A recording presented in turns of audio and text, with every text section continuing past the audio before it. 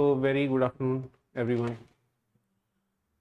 ये formality वाला करना होता है ना एक बार. Okay, anyhow, so have you guys gone through the notes given to you? I hope there is no page missing in that. You can just check. Okay.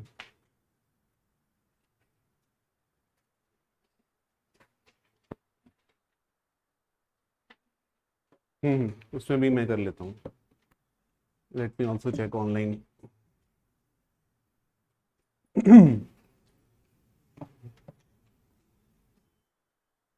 Yesterday someone told me that you are discriminating against online students. No, it's not like that.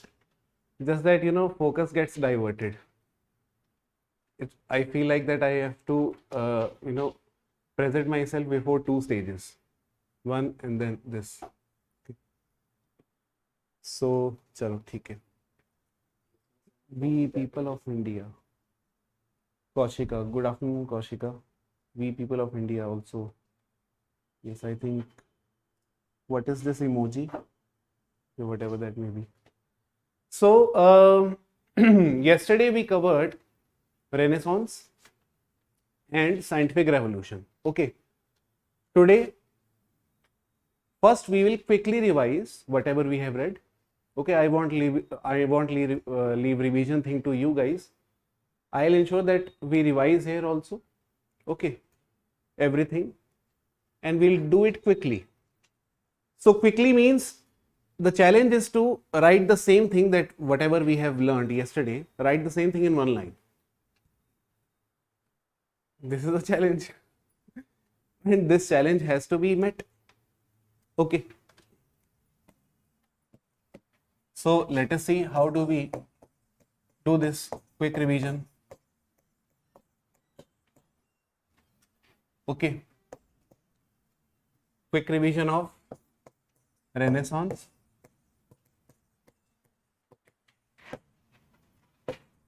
and scientific revolution.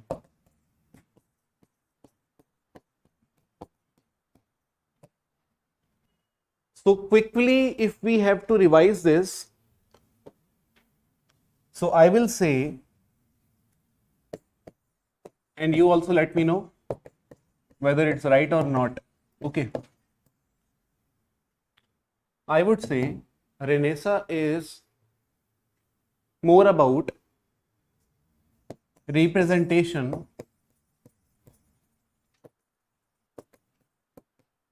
depiction, or portrayal, whatever that may be. Okay, these are, it's like rhetoric only, but okay. Representation, depiction, or portrayal of humans in music, literature, painting, architecture, etc. So, you know, can we sum it up like this? Because this is what we learned yesterday. Okay.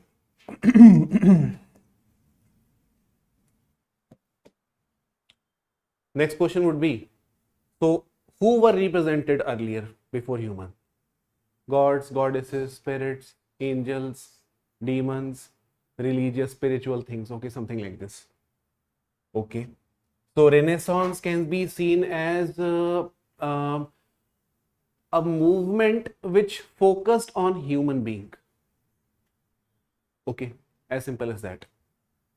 Second, quickly revise scientific revolution.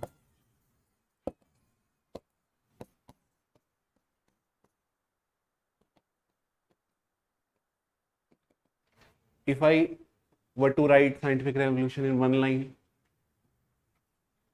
what would I say? Scientific revolution was a movement. Again, movement, you know, to say something is a movement is compulsory on your part. You would have to say it like this only. Okay. So scientific revolution is a movement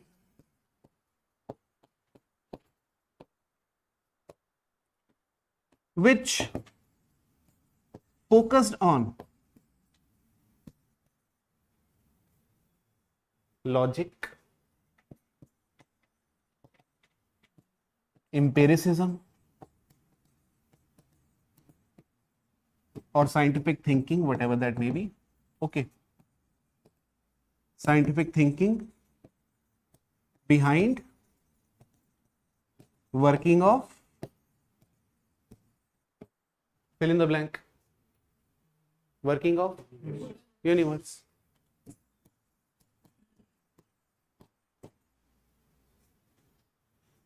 It's okay, na? Right? Acha, who is giving this logic, empirical investigation, and who is thinking on scientific lines? Humans. Humans were born in Renaissance period. I mean, humans were there since forever, but literally, जिसे कहते हैं consciousness, human consciousness was born in Renaissance period. This conscious human being is now thinking logically, rationally, empirically, scientifically, okay, and then trying to see how literally universe works. Is it something magical about sun, moon? Are these magical objects? Are these gateway to heaven? Okay. I remember there was one song, I have forgotten the singer's name. I mean, we used to listen it during B.Tech days.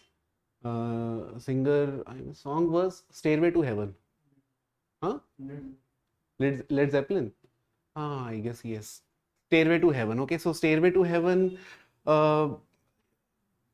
can be seen as, you know, a representation of kind of music that people used to listen before Renaissance period. Okay, although this kind of music is still in fashion, but not the mainstream one. Okay, the mainstream is popular culture. Okay. Anyhow, so we saw the emergence of human consciousness during Renaissance period. This conscious human being with logic, empirical investigation, scientific thinking is questioning the working of universe as is proposed by church. So in both the movements, the power of church is diminishing. Power of religion is diminishing. Power of human being is on the rise, something like this. Okay. So this is what we learned yesterday. Now, art and culture over. Science is also over. What are other subjects that we read? Economy, polity in GS. So now we'll come to economy and polity. Which movement deals with economy and polity? Enlightenment. As simple as that. Life is simple. Okay.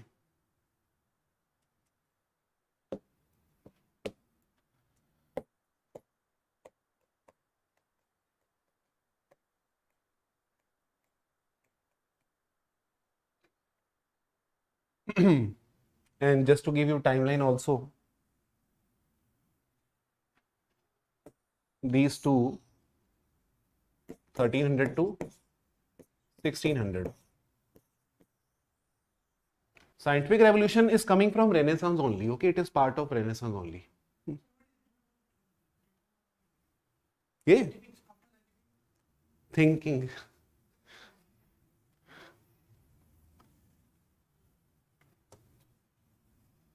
Enlightenment. First, we will memorize one small fact. Okay. The timeline. 1700 to 1800. Okay. Because what after 1600? Till 1600 our life is comfortable. Okay. After this comes enlightenment, 1700 to 1800. Okay. Now, as I told you, enlightenment is going to focus on GS paper 2 and 3. Means, okay, polity and economy. So, of course, first we need to know what was the kind of polity and economy in those times and what impact enlightenment had on the polity and economy of those times. So, the first question, what was the kind of economy and polity? What was the political system like? Was it democracy? Absolute monarchy. Acha, have you guys read world history? Is there anyone who has not read world history? Just started now. Okay. Uh, anyone who has not even started? Okay, okay. So I'll tell you the basics. Okay. The basics which are required for us to understand the sociological thing. Okay. That may even help you in your world history part. Okay, to some extent. Okay.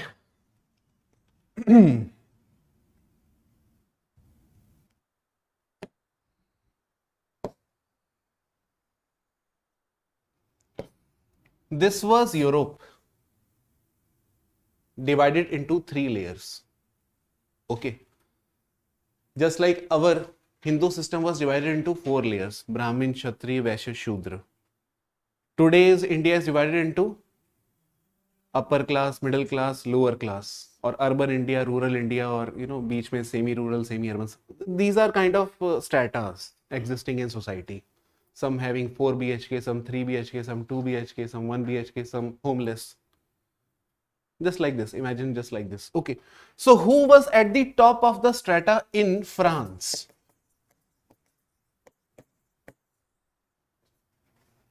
Who was at the top of the strata in France? Brahmins. Just like we had Brahmins at the top of hierarchy, there also they had Brahmins at the top of hierarchy. And their Brahmins were called as clergy.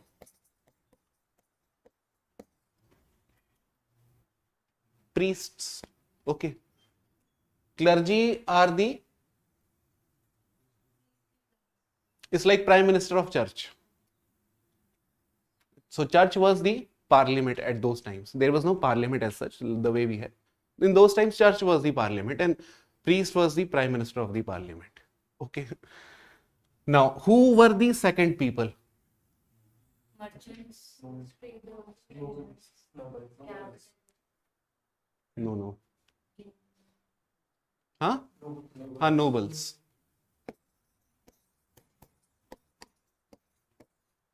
Nobles means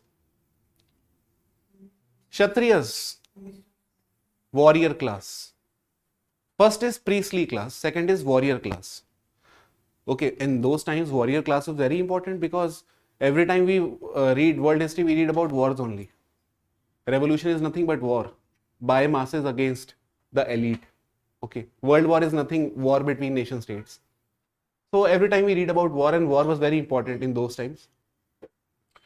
And these are the people who used to fight war. Nobles consisted of kings, queens,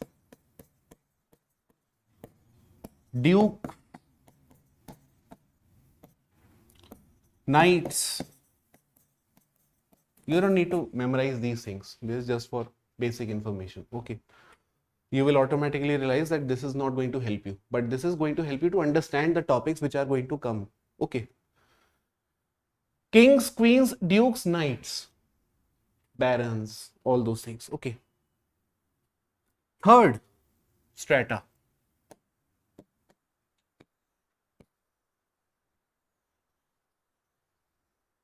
Very important strata. Third strata consisted of other than these two people, that means commoners. So in those times, even businessmen were commoners. Okay. That means masses, and masses did not mean poor people necessarily. Masses also consisted of rich people, industrialists. Masses also consisted of lawyers, engineers, doctors. ये सब मास में ही आते थे. Okay. So lawyers,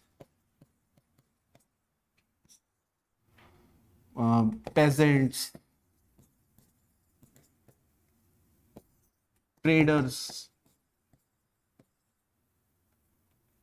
all these people were part of masses. This was first estate. This is called as estate system. The one we talk about often is caste system, divided into 4 castes. French society was divided into 3 estates. First estate, clergy. Second estate, nobility. Third estate, masses.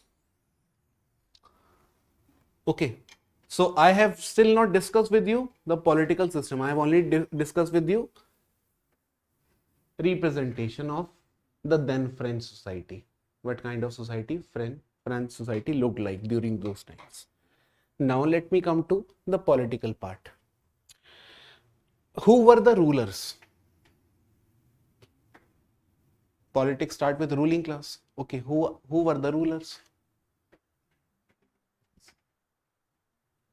Nobility or clergy?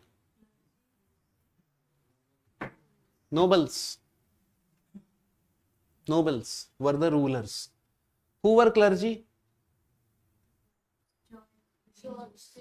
Clergy was, like president, appointing ruler. Okay, you can think like this in simple terms. Okay, so clergy used to appoint rulers.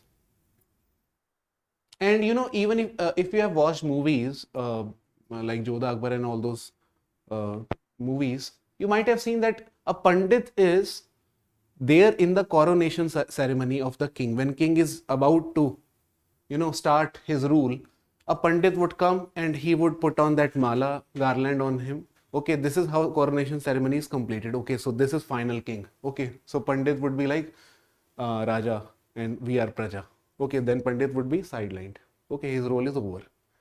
Okay, so he's like putting stamp on the final chair. Okay, so nobility was the ruling class. Clergy used to appoint it. And what was the basis for appointment? Constitution? Will of God. As simple as that. Okay, there was no constitution. Today, president would appoint someone based on constitution. And this is written in constitution that president would appoint. But there was no constitution in those days. Clergy used to appoint someone based on religious texts. Religious text. Who could read religious text? Only clergy. Okay. Okay. Now, this was the political system, and this system was called as absolute monarchy. Now, here I am writing two words, absolute and monarchy. Two words are written here. What is the meaning of monarchy? Archy means rule. Archy means rule. Mon means one man rule. Absolute means absolutely he is going to rule, nobody else. Nobody can question it. Okay. Absolute means nobody can question it. Today we can question someone's ruling us. Okay, we can protest, stage a protest. Okay. In those times there was no protest. Okay. Absolute monarchy. This was the kind of political system. Okay. What was the kind of economic system?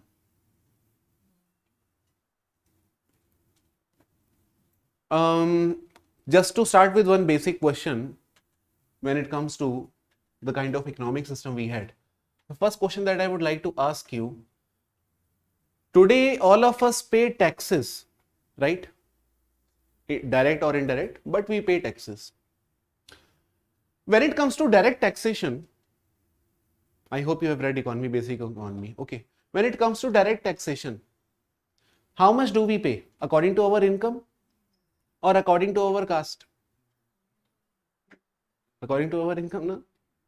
Basic rule.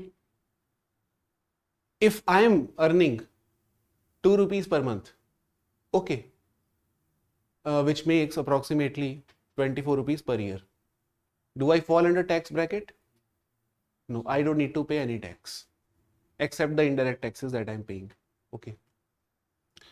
If I'm earning billions, I need to pay tax. Minimum 30% तो होता ही है, वो उसके ऊपर आगे और tax होते हैं.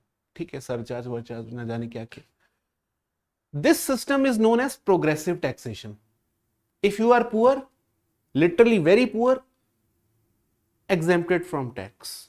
Very rich, high tax imposition. This is known as progressive taxation. The more you move up the ladder of income, the more taxation is going to be incurred, okay, on your part. But in those times, did we have progressive taxation? No. Okay, today we take this thing rational, logical, and simple as well. Okay, but in those times there was no rationality, no logic, only the rule of king appointed by clergy on the voice of God. And so who would pay the maximum tax? King? No. Masses would pay all the taxes. Okay. And king used to have lavish life. See, today all the industrialists are paying taxes. Okay. कितना है कितना नहीं वो तो चलो छोड़ो. Okay, how much do they pay? But at least they pay. We know this. Now, when it comes to clergy and nobles, nobody used to pay tax. The tax was borne by masses alone. Alone means literally alone. They were the only one paying tax.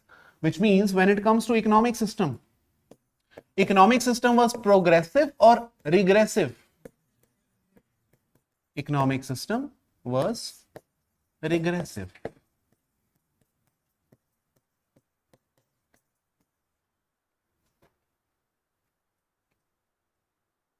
Okay.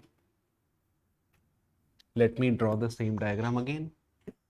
In the last slide, I discussed political system. In this slide, I'm discussing economic system of those times. Okay. And I'll keep it very simple. Here we had clergy. Here we had nobility. Here we had masses. Okay. Which of them had maximum population? Masses. Okay. And which of them had lowest population, least population? Clergy. 1% population they had, clergy. 1% population. Nobility had 2% population. Masses had 97% population. Now when it comes to land ownership, everyone would have some property, na? This 1% clergy owned 10% land. This 2% nobility owned 20% land. And 97% owned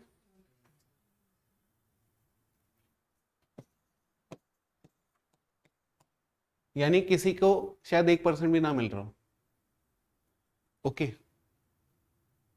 97% population owning 70% land. That means literally landless. Okay. So unequal taxation, inequality is clearly visible. Political system was also highly absolute. Nobody could question it, neither this nor that. Now I'll explain the same thing to you with the help of one slide. Okay.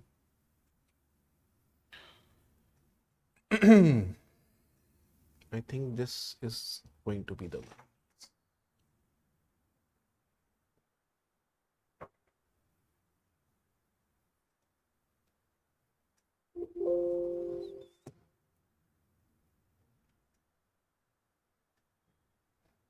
So that, you know, this slide will help you to reinforce the same idea which I just explained you, so that you do not forget this ever in your whole life. Okay.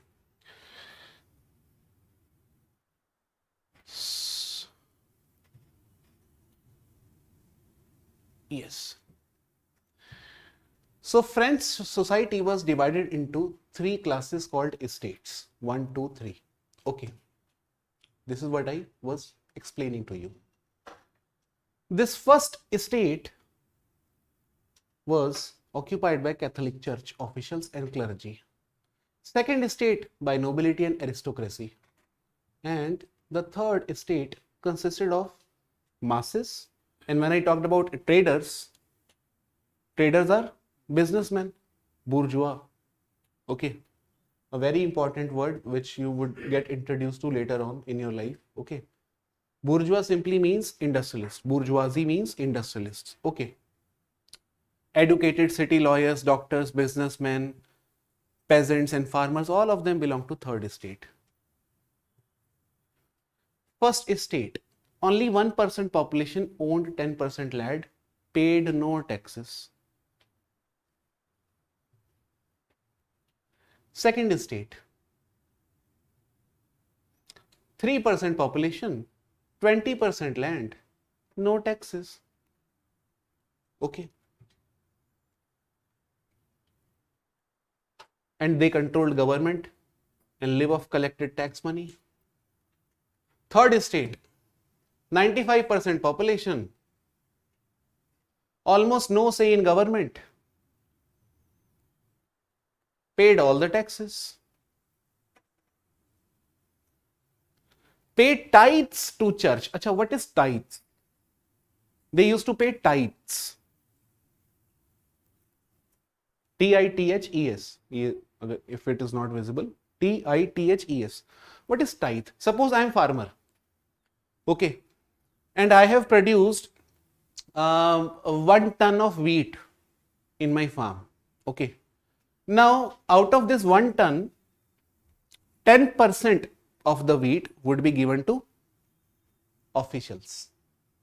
Official means warriors, knight, all those, nobility, as a tax, or you may call it as a token, a gesture, a form of gesture. Okay, you have to give this, otherwise you are discarded from heaven. 10%. This was known as tithe. And who gave the officials authority to collect 10% of their produce from farmers? Bible. This is what they believed, that everything is written in Bible, you have to give us 10%. Okay, so everything, all the kind of oppression was faced by third estate, and first and second estate were simply enjoying their lives. This was the kind of French society at one point of time, the same French society which has given us the idea of liberty, equality, fraternity that we take for granted. Okay, so basically this is a representation of a portrait representing the first, second and the third. The third is bearing all the load of the first and second estate people. Okay, so this was about it. Okay, now I'll be discussing with you Enlightenment period, something that I wanted to come back to. As I told you, Renaissance, scientific revolution is over. Now the focus was on GS2 and 3, polity and economy. I told you what was the kind of polity and economy during French society. Now the question is, what impact? What was the impact of Enlightenment period on French society, in particular French society and general European society? Okay, and we would see impact at two levels, politics and economics, at these two levels. During Renaissance, we got introduced to few scholars. During scientific revolution, we got introduced to another few scholars. Now during Enlightenment, again we'll get introduced to few scholars. Some of them I discussed with you yesterday also. Today, again, quick revision of Enlightenment now. The last quick revision. Okay.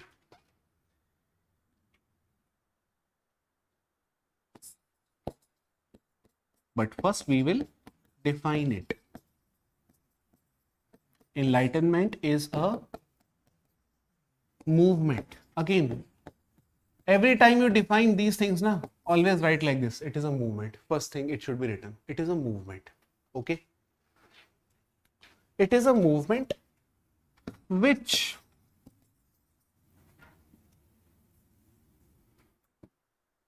questioned political and economic system. Simple.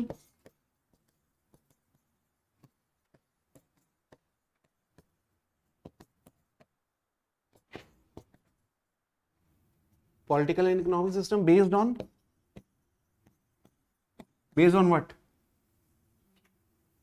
Logic. Okay, simple. Logic, reason, rationality, जो भी है nonsense, ये सब. Logic was born in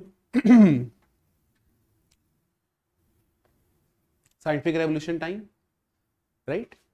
Through logic, they understood how universe really works. Whether earth is flat or not. This is what church used to say, earth is flat. Okay. So they applied logic and they say, first of all, we are thankful to scientific revolution scholars that they have given us the idea of logic. They reposed their faith in the idea of individuals. And thanks to scientific revolution scholars, particularly Newton and Galileo Galilei, some people came forward and they said, our name is Thomas Hobbes, John Locke, Rousseau, Voltaire, Montesquieu. I'll introduce those people to you now. But remember, all these people which I just talked about are going to question this political and economic system based on logic. Scholar number 1. Let me introduce to you that scholar through this presentation.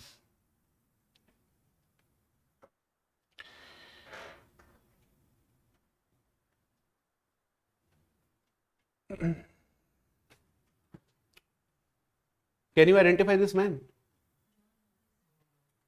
John Locke. Okay, we are born with natural rights. Yesterday I told you, all of us have natural rights. Life, liberty, property. Okay. What is enlightenment?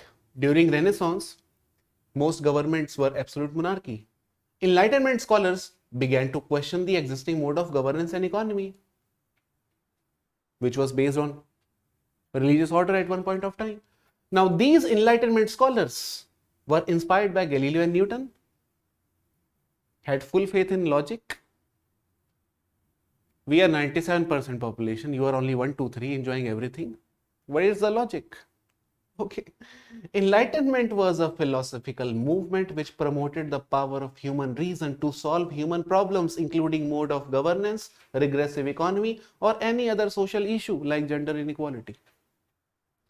It was believed that reason and natural laws could be applied to make society better. This was their belief, that your religious texts are not going to help us. It is making system pathetic. We humans have logic, and with this logic we will change the system. Okay.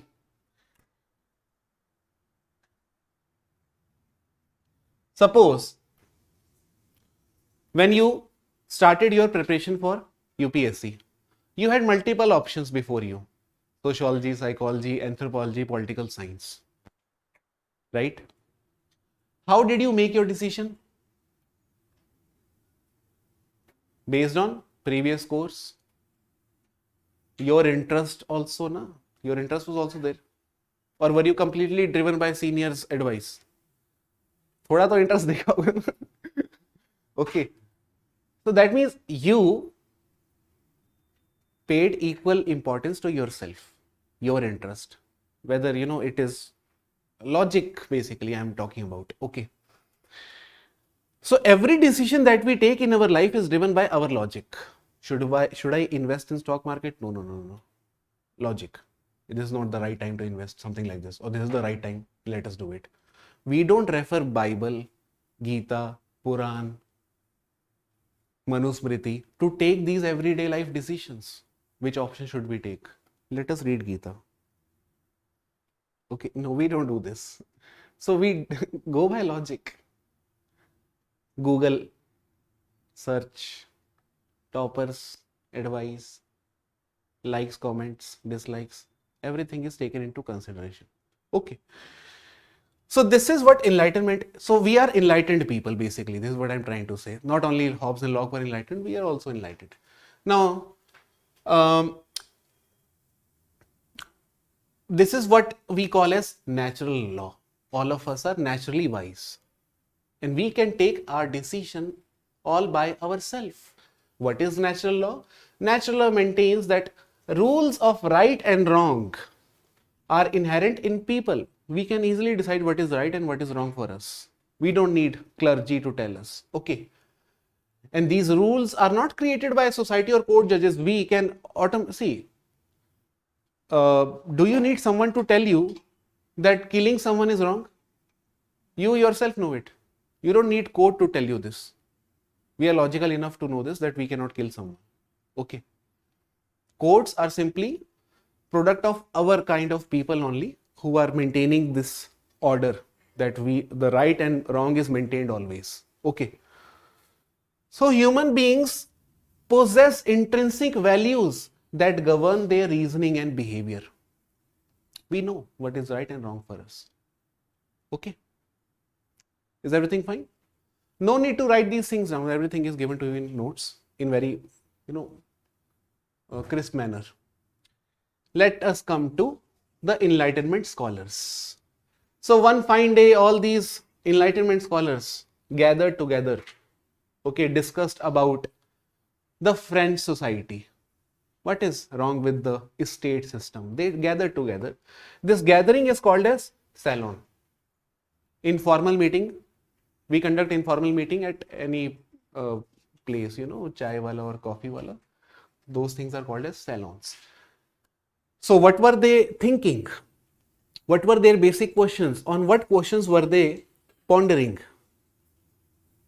First question which came to their mind is, what natural law governs the way people should live? See, everything has logic. What could be the logic behind governance? What do you think, Mr. Russo? What should be the good governance? Okay. They're questioning. Dialogue. And through this dialogue, democracy is going to get birth. Okay. Second, how well do our institutions agree with natural law? Natural law means humans can, make decisions for themselves. Okay. Does natural law give all people certain rights? Or will it maintain the same first, second, third estate type, that only few people have rights? Fourth, what is the best form of government, Mr. Russo? All these questions are being discussed. Now, one by one, Enlightenment scholars are going to come to tell their answers. Philosophers, when they met together, they did not really agree about the answers to these questions, and this is very obvious. When we discuss few things, not everyone would agree. Rousseau would say something, Locke would say something. Some supported absolute rule by the king. Others argued that people should have a say in their own government. Two kind of factions are developed within Enlightenment. Understanding my point? Okay.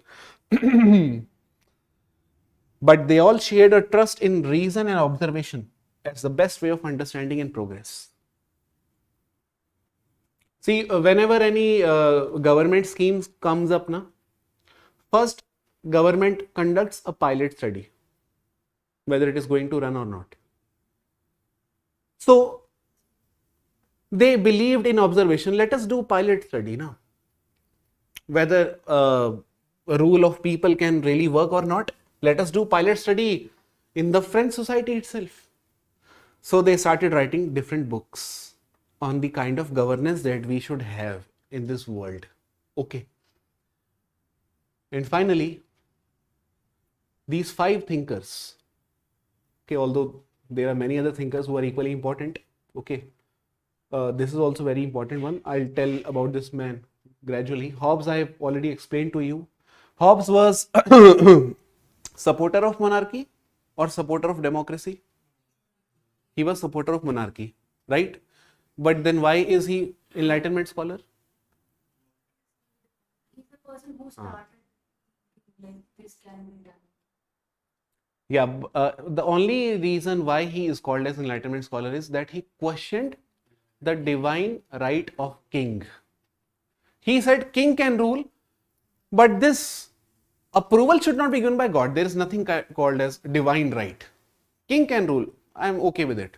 But please don't say that church or king has, God has, told everyone that king should be ruling. It is we who are deciding king should be ruling. There is no issue with it. Okay. Locke, on the other hand, is saying king can rule conditionally. If king does not protect our rights now, our property, our lives, then we will not listen to this king anymore. We will simply overthrow him. Therefore, Locke is talking about democracy basically. We will overthrow king. That means we, the people, representation. Okay, we will overthrow if he does not agree. And this happens every time. If Modi ji does not deliver on his promises, we will overthrow him. Okay, we means by through voting we will overthrow him. Okay, not by violence, through voting. Okay, so this was Locke. Voltaire, what does he have to say? Before that, quickly I'll make you go through Hobbes. His question was, what is the basis of social order?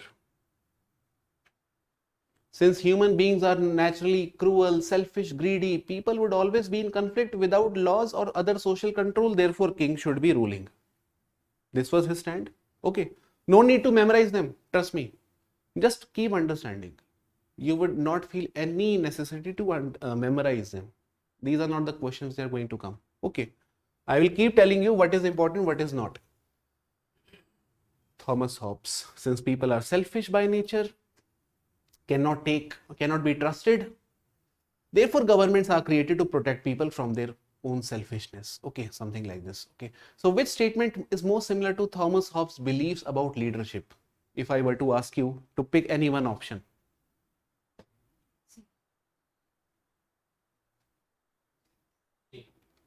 C. Now this C you can easily memorize if you want to. This C sums it all up. Okay, C is the right answer. Next, John Locke. All the men are not selfish, cruel, or bewakoof idiots. They are wise, intelligent. They are born with natural rights to life, liberty, property. Everyone deserves to have life, healthy life, respectful life. Article 21. Right to life is coming from John Locke only. Okay. See, if I say yaar, Delhi is very polluted, and if I file PIL in Delhi High Court, public interest litigation, on behalf of many people who are suffering from air pollution, Delhi High Court will entertain my petition on the basis of which article? Article 21. Right to life covers right to healthy life as well. Life with dignity. Okay, we can't have unhealthy life, na? Right to life also implies healthy life. So we should be thankful to John Locke for this. His observation, people are naturally wise, moral. These rights include right to life, liberty, property. He argued that the purpose of government is to protect these rights only, nothing else. And if the government is not able to protect, government should be overthrown. Okay. Social contract, social contract is nothing, the same agreement between people and the government. If you do not do this, we will do this. Okay.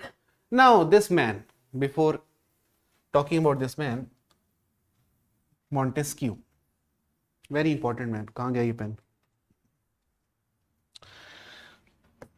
The third Enlightenment scholar, Montesquieu. Okay, no need to write this, इसमें कुछ भी लिखना नहीं, बस समझना है. Everything is given in the notes for you to understand. Okay, just one contribution, very important contribution. Again, just like other Enlightenment scholars, he is also talking about the kind of governance we have in France, kind of economy we have, and what is my say, which is different from Locke and Rousseau and Hobbes. Montesquieu is saying, see, the issue is with absolutism. One man controlling everything is very wrong thing. Just think like this today, if you see one man controlling media, judiciary, everything, would this not be wrong? It would be wrong. In those times, it was the case. King used to control everything. And therefore, Montesquieu said, let us talk about separation of powers, decentralization of power. Okay. So his important contribution is separation of power. That's it.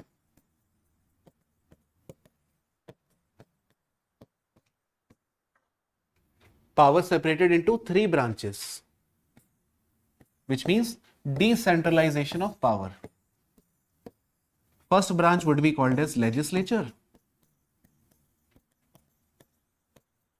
Second branch would be called as executive. Third would be called as judiciary.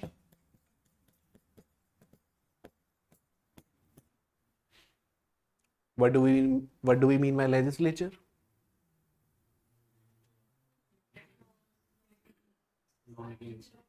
हाँ, बिल्कुल. Group of people who make laws. As simple as that. Okay. Executive, group of people who implement those laws. Okay.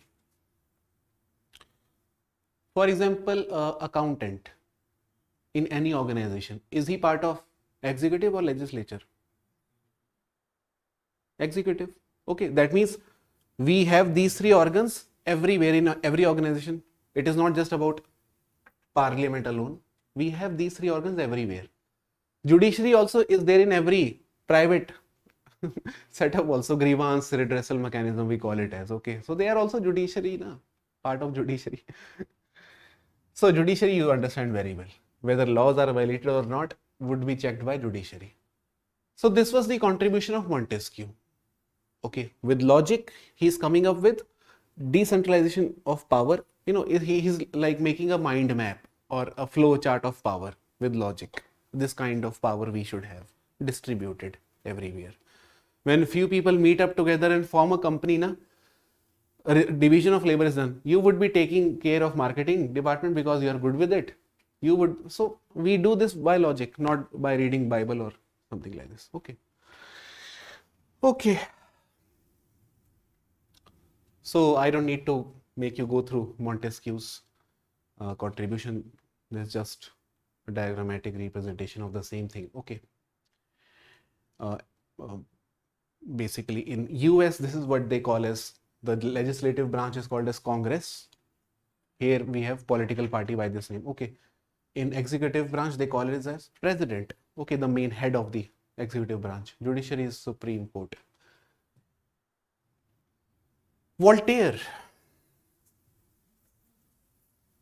Just one more man, who I'm going to focus on. Last one. Okay. Mary Wollstonecraft is already done. Okay. Voltaire.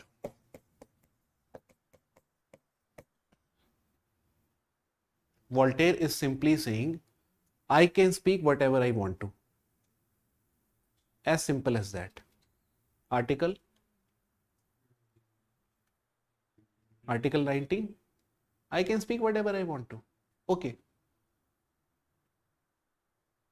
And therefore, when he says that I can speak whatever I want to, that means there should be no question of declaring someone heretic.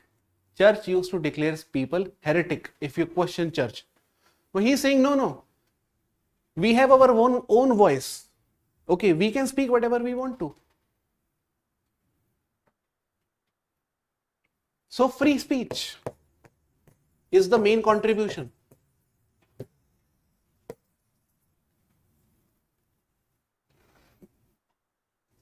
I may not agree with what you have to say, but I shall defend till my death your right to say that. भले मैं आपसे agree ना करूं, but अपनी जान होने तक खत्म आप जो बोलना चाहते हो उसको सुनता रहूंगा. ठीक है. So these small little contribution which have formed a fundamental expression of our constitution, the form of governance that we should have. Okay. And by the way, other than these people, there is just one more man who is also giving who's giving equal emphasis on something that we often neglect: criminals. Criminals. Suppose you are charged with heresy. You have questioned church. You are charged with heresy.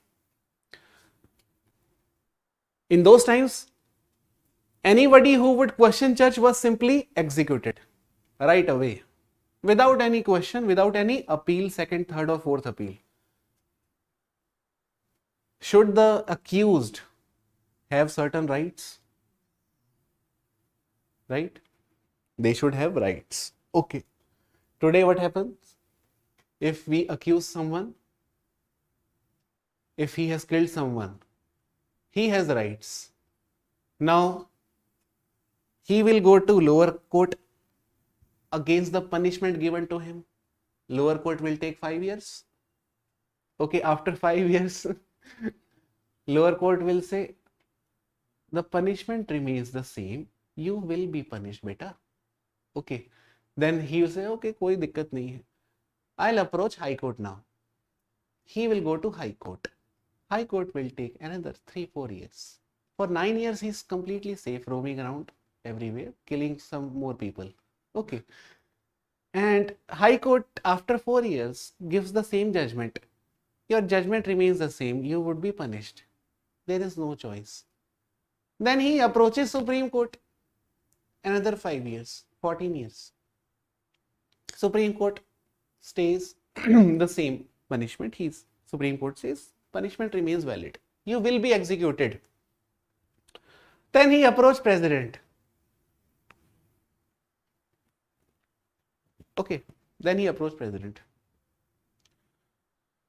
President takes another 5-6 years. Meanwhile, Parliament is dissolved. Okay. New President is going to be appointed. Many things are already pending. So 6 years. Another. By the time President gave the final judgment, the man already died naturally. Okay, but accused should have right is the main thing that we should learn. Okay, and who told us this? This is also kind of reform, na? Reform in governance. This is also kind of reform in governance. In those times, there was no such thing. And this was gift of, I would say, this man, Cesare Beccaria or Beccaria, something like this. I don't know how to pronounce, whether it is S or K. I don't know. Just check it or let me know tomorrow or day after tomorrow. Cesare. His observation was he studied criminology. Very interesting branch. Okay. The scientific study of crime and punishment. Scientific study of crime and punishment. Okay. He objected to the harsh practices that were common in his day. And he called for changes in the criminal law to protect the rights of the accused. Torture was common. You know, people used to be punished in open spaces. And everyone used to, stand there and have some chai, pakoras, and then guillotine, man was executed. Okay.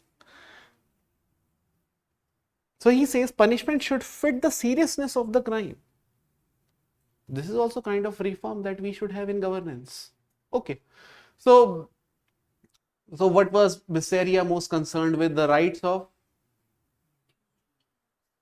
Okay, as simple as that. So women of enlightenment I have already talked about. Main is Mary Wollstonecraft. No need to remember the other two. Okay. So this was all about it. Enlightenment is over. Okay. So now the last task is to summarize enlightenment in one line.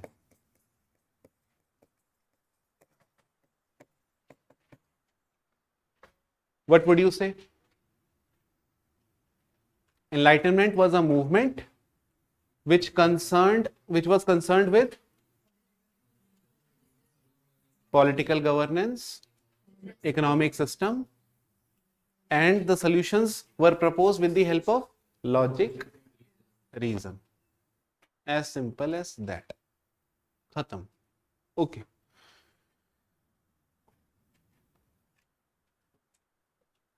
Now the question is, what was the impact of Enlightenment on French society? So I told you two things. First, I discussed with you the problems with the French society through estate system. This is what I did ultimately. First, I showed you the problems with French society. Then I parallelly showed you what Enlightenment scholars are talking about this system, the political and economic system of the estates. Political and economic system of the estate. Here we have Enlightenment scholars talking about the problem with this system. Okay.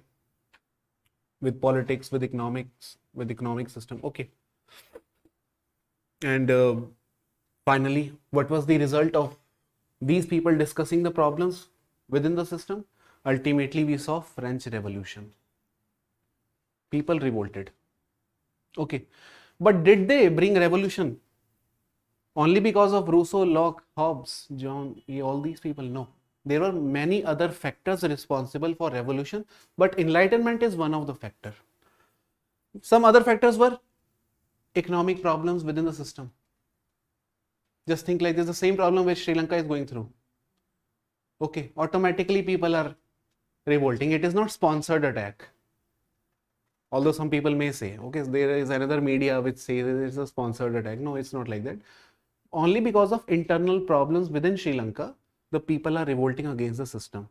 Same kind of thing happened in French society in those times. When kings were leading lavish life, paid no taxes, the people who were productive, the farmers, peasants, they are paying all the taxes. What would happen eventually? Low production and over consumption. This is completely violating the basic rule of economy. Okay, supply and demand mismatched. Moreover, these people were sponsoring American Revolution also. On the other hand, खुद के पास है नहीं कुछ खाने पीने को और American revolution को स्पॉन्सर कर रहे हैं. Plus, France was already going through battle with British Empire, 7-year war struggle. Many things were going parallelly. Ultimately, French society collapsed. From the bottom also, there was revolution. From external factor also, there was revolution. This total was called as French Revolution. Rest you can read in your notes. Okay, this was a basic thing. And ultimately, what was the result? An Enlightenment scholar, economic and political issues were clubbed together. What was the impact of all these things on this state system? If anyone has ever read French Revolution, there was a thing, birth of democracy, although it took very long time, Let me talk about the small kind of parliament which got established right after revolution. That parliament was called as National Assembly. Okay. So we have overthrown the earlier decision maker. Now we require the new decision makers. Na? So the new decision makers were National Assembly. And National Assembly, this state system was governed or was governing the people on with the help of religious text. This National Assembly will now govern the people on the basis of Constitution. Birth of Constitution. What did they call Constitution? Declaration of Rights. Okay. They established Declaration of Rights.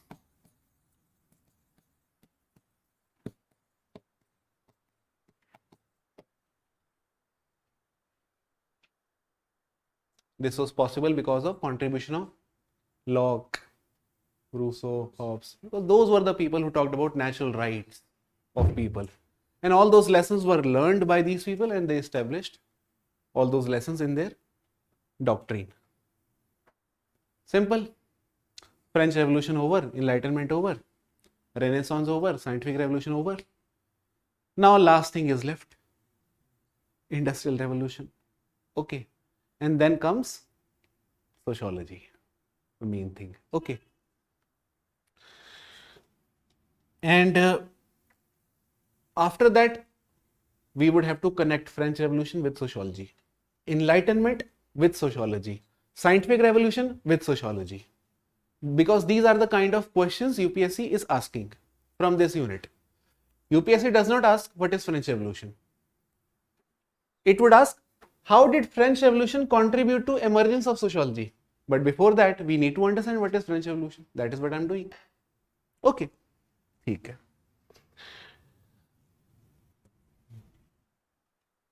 Industrial Revolution.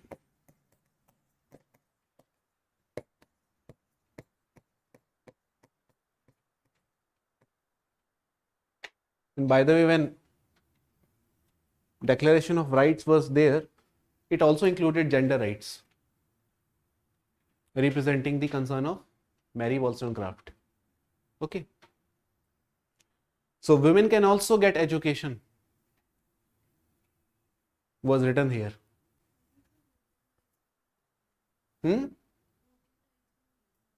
Voting rights, yes, वो तो है. बिल्कुल, exactly. Earlier what used to happen was, first and second estate always used to outvote third estate. Okay. Why? Because first and second estate, although they were minority in population, but their voting power was bigger than the voting power of third estate. But today, one man has one vote, right? So collectivity can decide what is right, what is wrong. So this was introduced here. One man would have one vote. It is not that one section would govern what other section would do. One man would have one vote. These votes would decide what should be done. Okay. This is also one reform. So those reforms are mentioned in my notes. You can simply go through those. Okay. All the things that we take for granted, liberty, equality, fraternity, gender, rights, property, all those things were given here. Okay. Industrial Revolution. Largely when we talk about Industrial Revolution, when we talk about Renaissance, we talk about Italy. When we talk about French Revolution, we talk about France. When we talk about Industrial Revolution, we start with Britain. Okay. Year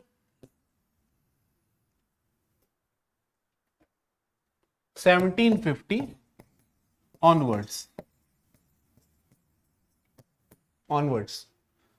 Because it is still going on. Industrial Revolution 4.0, artificial intelligence. Okay.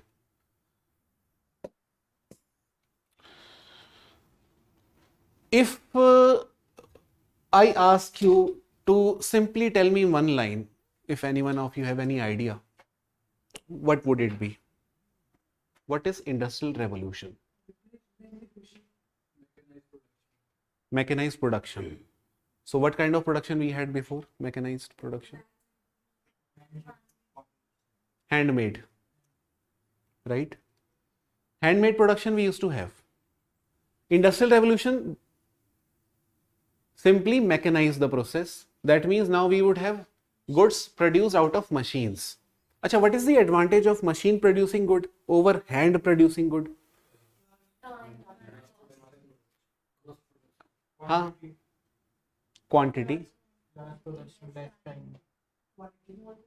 We call it economy of scale. Okay. The more quantity of goods we produce in less time, the cheaper the good would be for the masses. Everyone would be able to afford it. Handmade goods are very costly, expensive. Okay. And those costly or expensive goods were availed by only few elite people at some point of time. If you remember Silk Route if anyone has ever heard of Silk Route, so people used to uh, buy very expensive kind of saris, or what should I say, or dress, okay, clothes made of silk, which is very expensive. Only few people could afford it. But today, silk can be afforded by anyone, okay, whether it is duplicate or original. Okay, it can be afforded by everyone. So, industrial revolution made our lives simpler.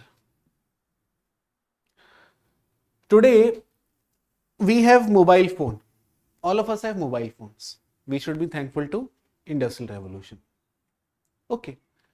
And today a smartphone would come easily in 10,000 or 5,000 rupees, something like this. 5,000 maybe aate.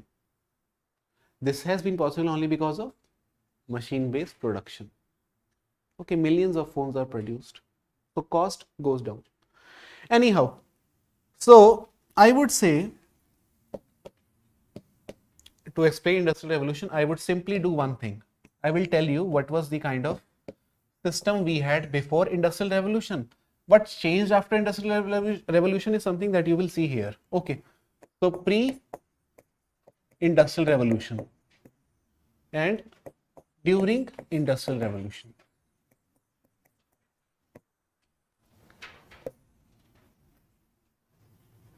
A chart which I have given in the notes also. Okay.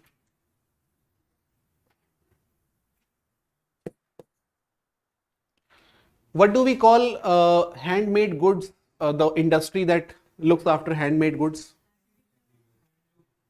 Handloom, or we also call it cottage industry. Okay, cottage industry. Gandhi was very supportive of cottage industry. Okay, cottage industry. Handmade goods. For example, uh, Lijat Papad. Okay, it is still made in the same form. It is a cooperative, basically. What is cooperative, I guess you know. फिर कभी बता दूंगा नहीं तो मैं, ठीक है. During industrial revolution, we saw advent of machine-based production.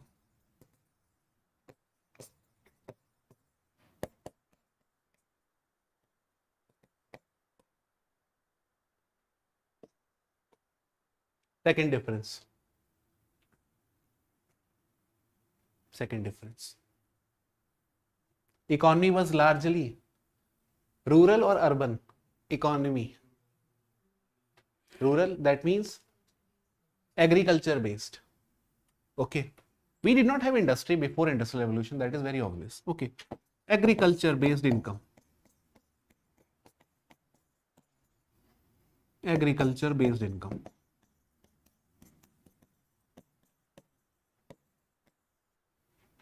I just told you, in the third state we had 97% population.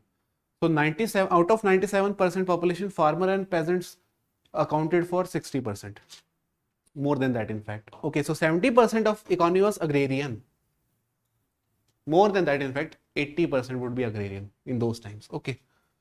Few were traders, depended on import and exports. Okay. And during industrial revolution, what changed? Yes, very nice. Manufacturing sector.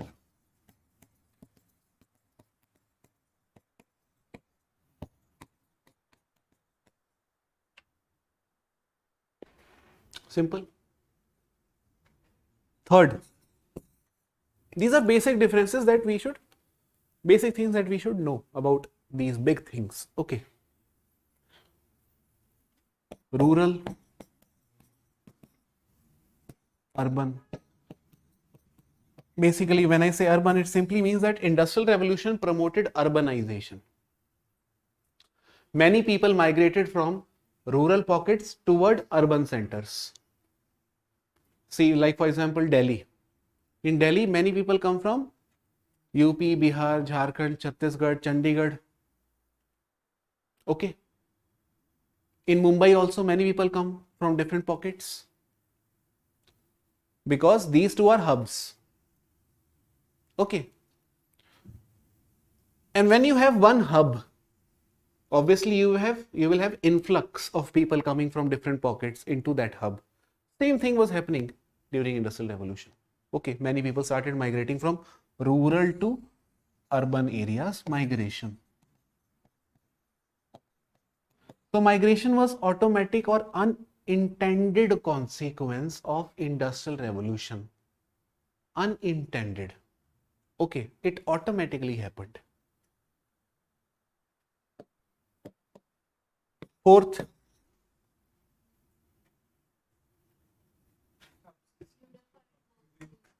yes, very nice.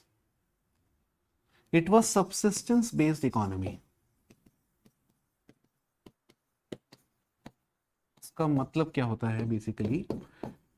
See, when you have agriculture based income largely coming from rural areas, this economy is largely subsistence, means you produce to fulfill your needs only. You do not produce to make profit. Okay. So today a farmer is producing tons of wheats and sugarcane, something like this. He is not going to consume tons of wheat all by himself. He is going to consume hardly 1, 2, 3, 4 kg, something like this. Okay. Rest would be given to government for certain minimum price. That would be his profit. But in those times, there was no profit. People were working to fulfill their basic needs. Today, we don't work to fulfill our basic needs. We work to fulfill luxurious needs. All of us have. To afford luxury, we need profit. Right? And today, largely, we see profit-based economy. This is what was happening in Industrial Revolution. The more goods they produce, cheaper it would be for the masses. That means more and more consumers are coming to buy the goods. The more and more consumer buy the goods, more and more profit is earned by businessmen who are controlling the factory. Okay, simple. These are the basic things what happened during Industrial Revolution. Okay. Just one more thing. If I were to add just one more thing.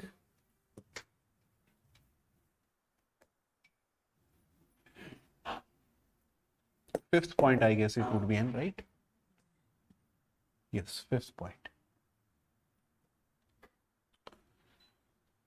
Before Industrial Revolution, there was no separation of work and home. When I told you it was cottage industry, that means small scale industry, goods are produced at very small scale in the house itself. One room is allotted for manufacturing goods, papad and achar, all those things. Okay. And who are making these papads and achars? Husband and wife and kids also. So family is involved in making the goods. Okay. That means, do they have to wake up at 8 a.m., go out in some attire in some organization and come back at 5 p.m.? No. Their work was in the next room itself, in their house. Okay. So therefore, there was no separation between work and home. Okay. No separation.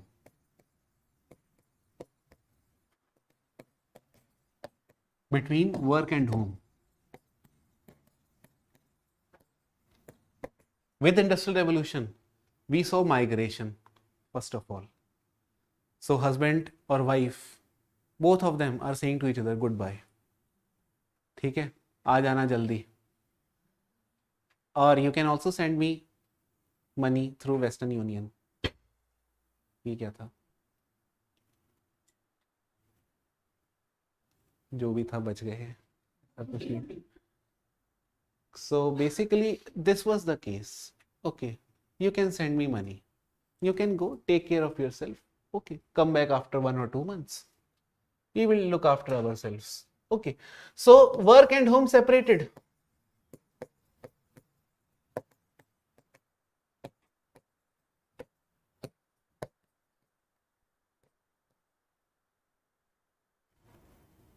Simple. Okay. Now, these were the basic things that that all of us should have known before starting the origin of sociology. Okay. Now we have covered almost everything, the basics of the world historical events. Okay. One question is still remaining. Where is sociology? And how did sociology come into existence? What was it doing? See, we read so many things, but we forgot to look into few aspects. When these events were happening, there was chaos. Chaos. Complete chaos. When French Revolution happened, it was followed by Reign of Terror. Anyone read Reign of Terror?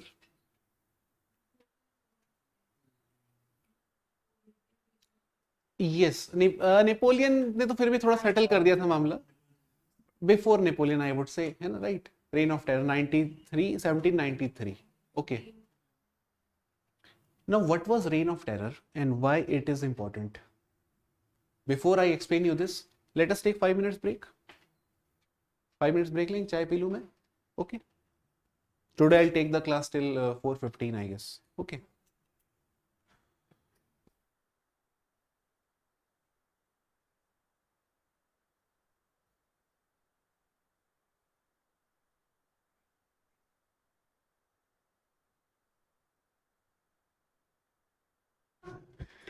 Online people, we are taking 5 minutes break. Okay, so I'll be back right after 5 minutes.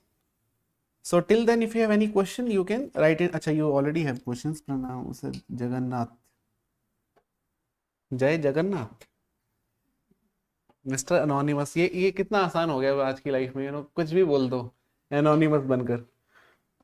Kaushika, monarchy, peasants, Aishwarya Singh, feudal structure of economy. Yes, Kaushika, National Assembly.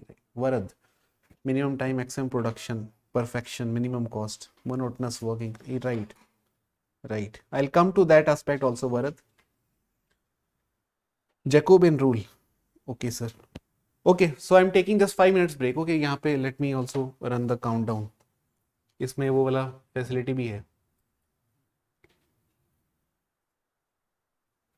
Okay. So, to all the online students, okay. So I have given these notes to the offline students, and these notes would be uploaded on your portal also. And we are uploading the same note on this YouTube link also, okay, so that all the students can go through the notes also. For online students, online, yes, Kaushika, we have already uploaded the notes. I guess it will be uploaded within 5 or 6 minutes. Okay, we have already informed the team. They will be uploading the notes on the online students portal also. आपके भी portal पे online you can get the soft copy of the same. Okay. And I feel soft copy is way better than this one because it is full of colors, I like colors. ये black and white जो होता है ना, थोड़ा boring सा लगता है, पता नहीं क्यों. Colors add so much richness to our lives. And we feel so happy when we see colors. Anyhow, let me talk about Industrial Revolution now.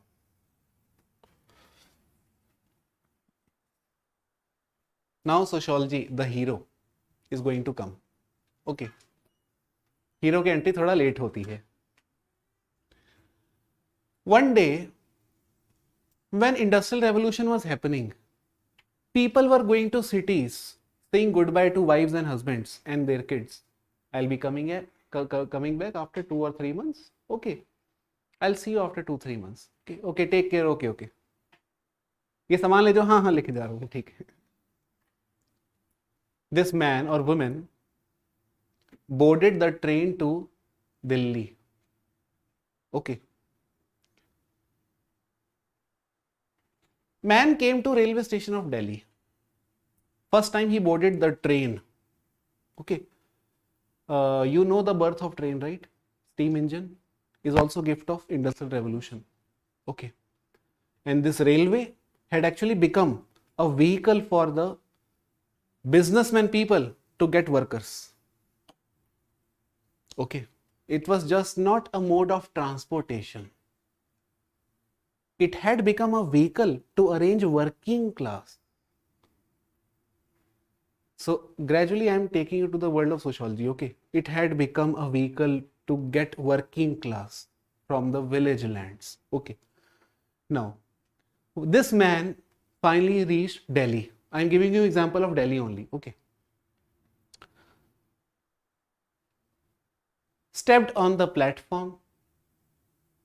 On the platform, he saw thousands of people. Overcrowded platform. For the first time, he saw so many people at one place. Overcrowdedness. You don't see overcrowdedness in village. Village is quite open. Okay, quite open, very beautiful. He reached this platform, saw overcrowded atmosphere, and this in this overcrowdedness, some few people completely ignored this man, ran over him.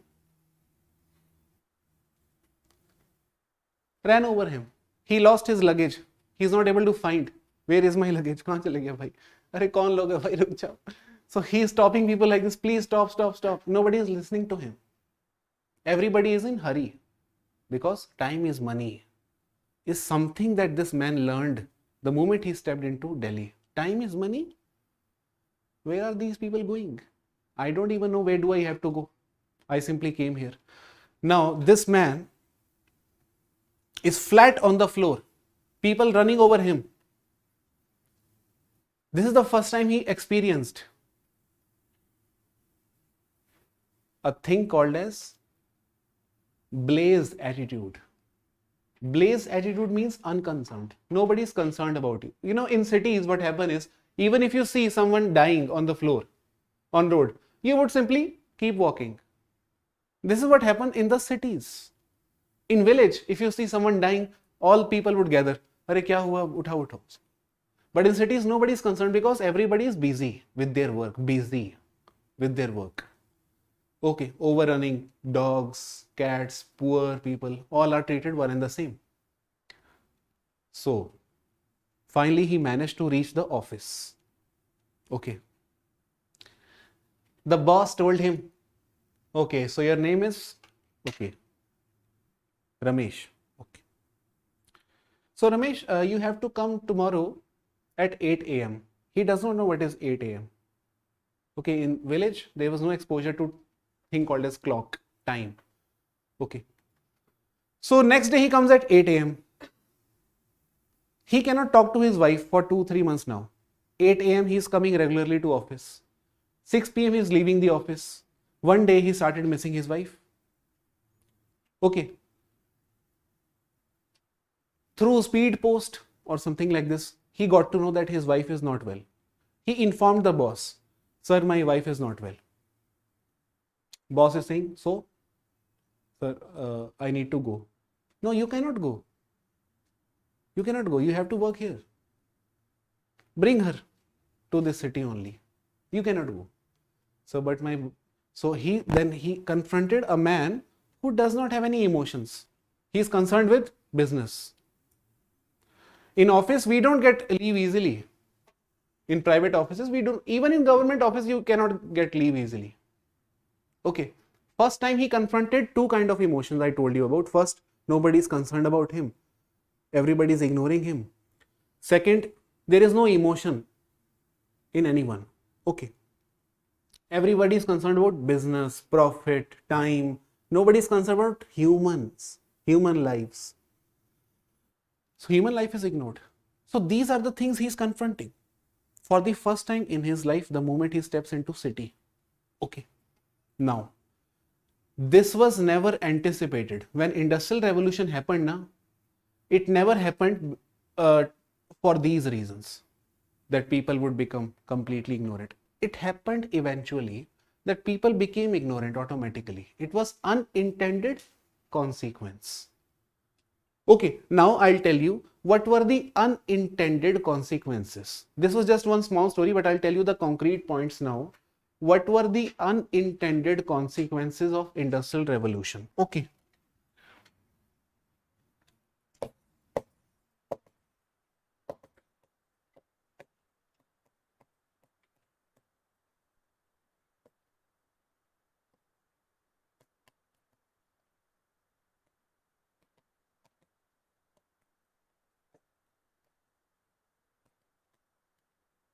Unintended word is very important here because these were not intentionally done.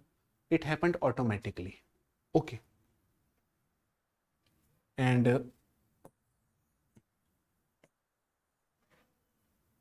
this is also known as material issues.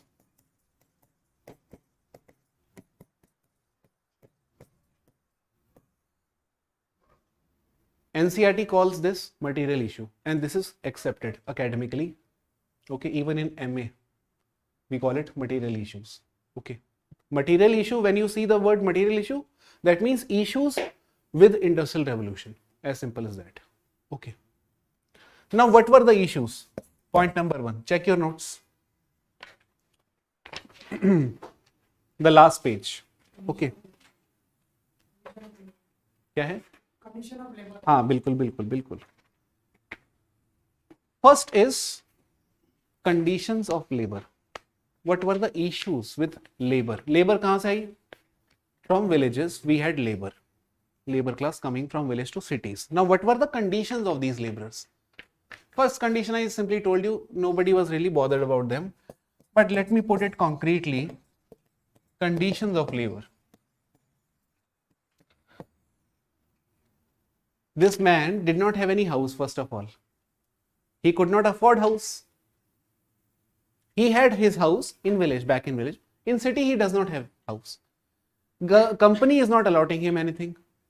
So where is he living? He is living with his other workers, friend workers. Okay, and the friend workers are living together under one roof. 20 or 30 people jam packed together under one roof. This is how the idea of slums came into existence. Okay, so under condition of labor I have written first degradation of labor. I'll write the keywords here. I'll tell you the meaning. Okay, what is degradation of labor?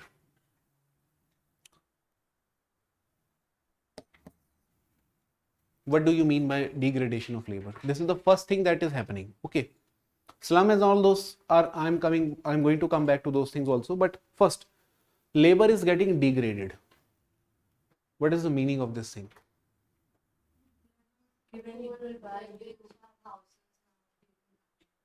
Exactly the same point.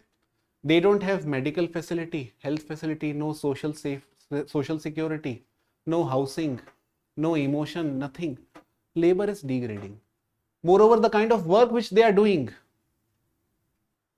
is just 1% of what they used to do back in home. So they are not, back in home they used to make papads, achars, all by themselves. They could proudly say we are owners of this achar company or papad company. But when they are coming to city, what are they doing? They are making nut, small nut, which is going to be fitted into a tire, which is going to be fitted into a car, which is made by millions of workers like him. This car company is owned by some other man. So whatever he is going to do, he is not going to say that I am owner of this work. He is simply making one small nut, something like this. His labor is getting degraded. Understood my point or not? Okay. Second point, wrenching of work from protective guilds. What is the meaning of this line? Wrenching of work from protective guilds. Do you know the meaning of guild? Association of people. Okay. For example, Gafar Market in Delhi is a guild, like a guild consisting of many shops concerned with mobile phone, smartphone. So if you want to buy a mobile phone, smartphone, go to Gafar Market, people would say. If you want to buy a PlayStation or Xbox, go to Palika Bazaar, something like this. I mean, people would say video games. It is mainly concerned with. If you want to buy something in silver, okay, jewelry, some affordable jewelry, go to Chandni Chowk. So these are guilds known for specific items. Okay. In Hindi we call it Shreni. Now when they come to city, there was no guild system as such initially. Okay. They had such guilds back in their rural lands. In urban land, there was no such guild system. They had to form it. The moment they came to urban lands, their work was completely wrenched from their protective guilds. So in the guilds, they used to feel protected, but here they are completely isolated, cut off from one another. No security, no people like us. All of us are doing minute work without any security as such like this. Okay. So this is the kind of feeling. Okay. Now the third thing which I would like to highlight here is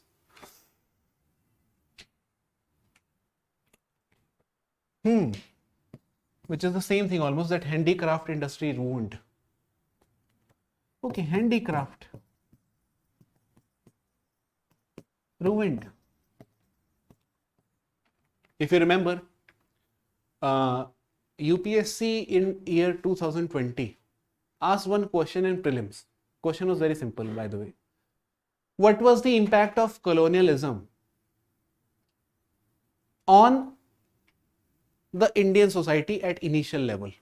Something of this sort was the question. 4 options were given. One of the option was complete ruin of domestic handicraft artisanship, and that was the correct answer. Okay, all the 3 other options were vague type. Okay, but this was very clear. Yes, it happened. And colonialism was not just colonialism. Colonialism was a vehicle of industrial revolution in India. So the latter line which I said is sociology. First line is fact. Okay, it was a vehicle of industrial revolution in India. Not just that, colonialism was a vehicle of enlightenment in India. With colonialism came people like Raja Ram Mohan Roy, I.C. Vidyasagar, Ambedkar, Gandhi. Before British Empire, we did not have Gandhi or Ambedkar. So India got enlightened with the coming of colonialism. Although there is another theory which rejects this theory which I just said. The theory says, no, Buddha was also enlightening man. No? We did not have. So that is another perspective. But I'll keep talking about all those things. Anyhow, these 3 completely fine. No issue. Okay. Acha, handicraft industry ruined. If I were to give you one example in a very simple language, I would simply say that, see for example this watch. Okay.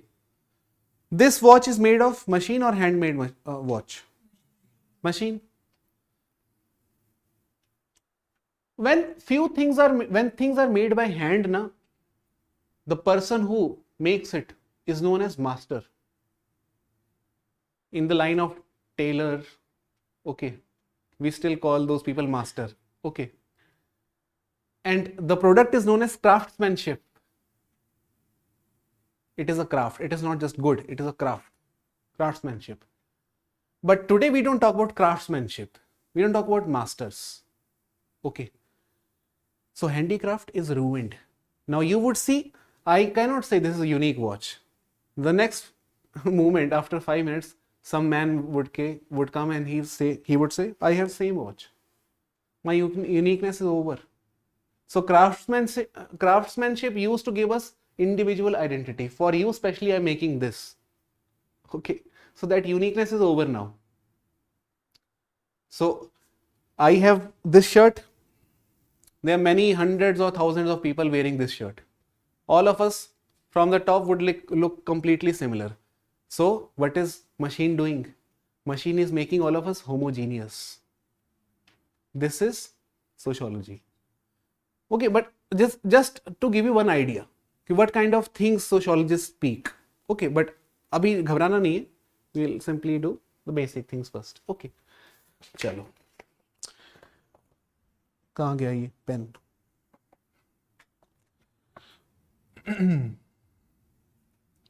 So, handicraft prevent wrenching of work from protective guilds, degradation of labor. Okay.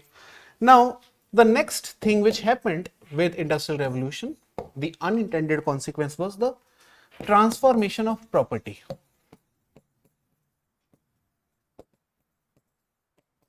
Transformation of property. What do we mean by this line? Transformation of property.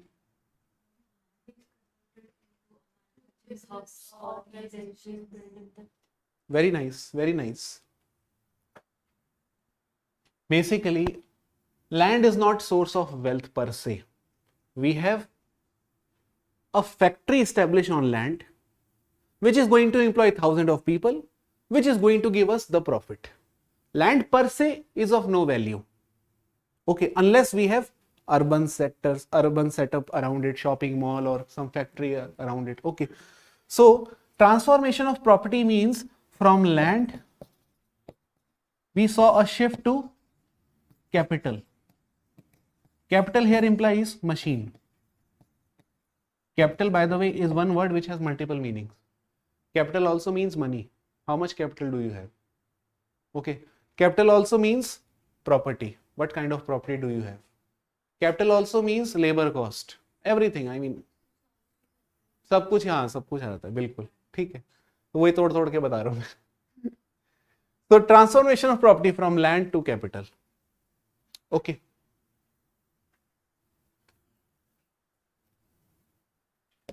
Third, what happened? Urbanization. When you know that many commercial properties are going to be there now on the land, what will we see eventually? Land is used for commercial purposes. Factories are established, shopping malls are established. That means urbanization is going to happen gradually. But with urbanization, what will happen? Population will increase. Population explosion in certain pockets. Where would these people be allocated? There is not enough housing facility for all the people. What would we see? Development of slums around these big shopping malls.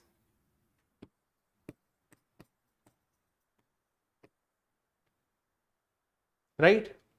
With shopping mall, factory, many cars would also be made. Many people would be coming to those factories and shopping malls with their cars. With car comes noise pollution, air pollution, unintended consequence. Na? Everything happening automatically. Nobody planned it that I will pollute the city now. Okay, it happened eventually. So noise and air pollution.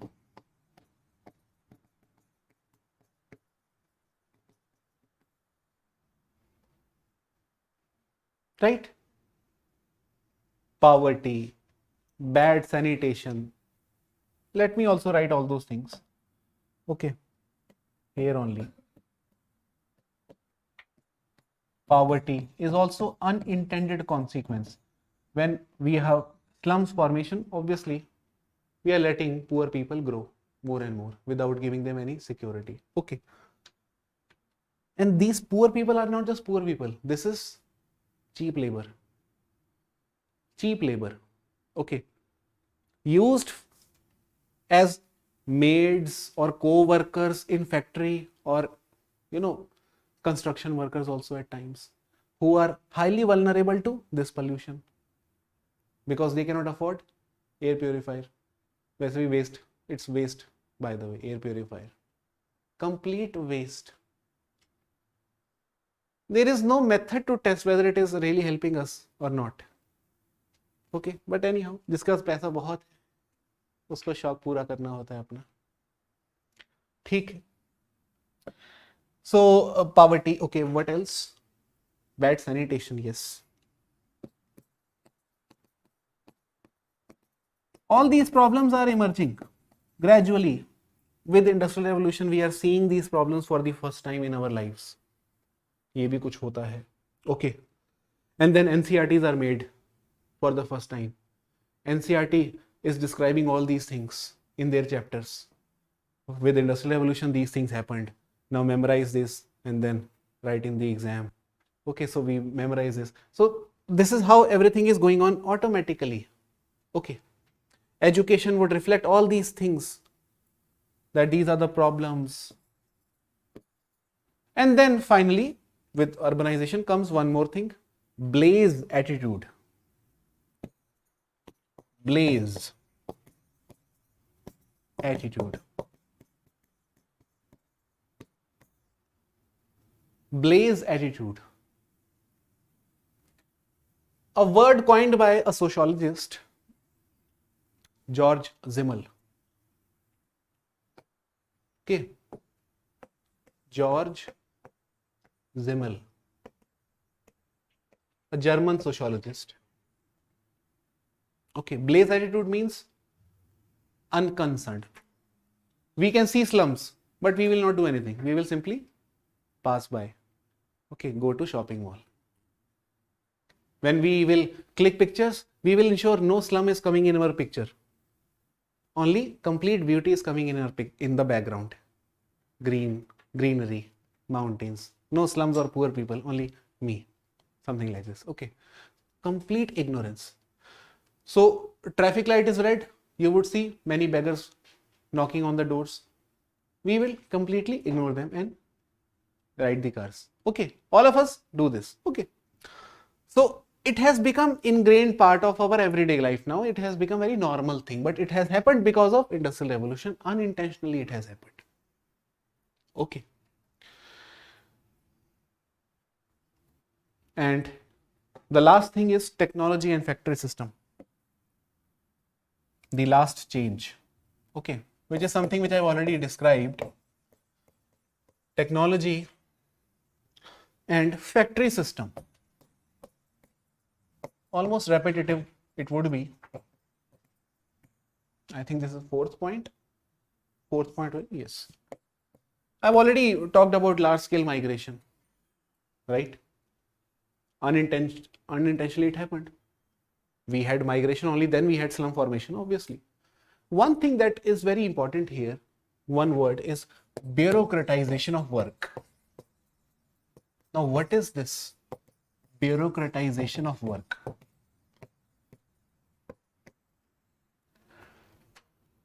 With factory system comes bureaucratization of work. Right. Division of labor, hierarchy, and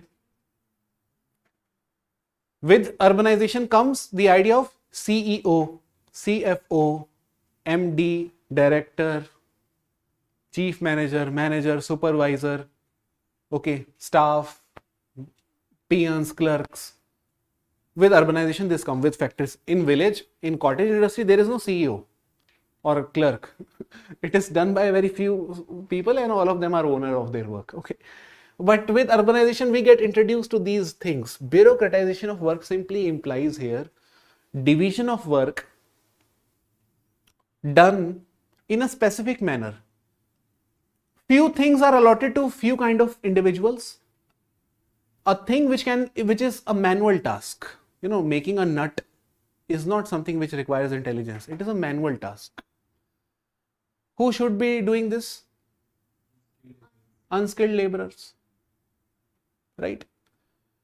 Making algorithm, coding, okay, is a skilled task. Should be done by some B.Tech in computer science or MBA, something like this, okay. MCA also. So now we are seeing bureaucratization of work, division of labor. Work is getting allotted according to specialization of people in their tasks. Okay, this is bureaucratization. Unintentionally, this is also happening, which is very obvious, something that we take for granted today. Okay. And one very important thing, I would say, the most important thing, which sums up whole ideology of Marxism. If I were to introduce you Marxism, jo ki I will be doing very later on. Okay. But this one line which I'm going to write is going to sum up Marxism. And that line is also unintended consequence of this thing. And this line is that the product of labor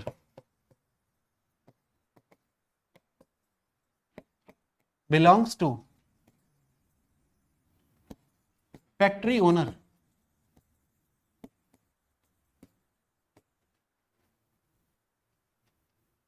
Something that is very common sense for all of us, right?